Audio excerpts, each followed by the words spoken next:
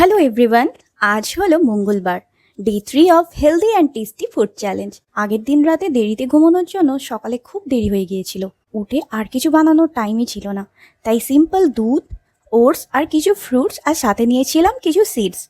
ব্যাস এটা দিয়েই ব্রেকফাস্ট করে নিলাম। আর আজ কাজের একটু চাপ থাকায় কিছু মাঝে খেতেই পারিনি। একেবারে 1:30টার সময় লাঞ্চে বসলাম।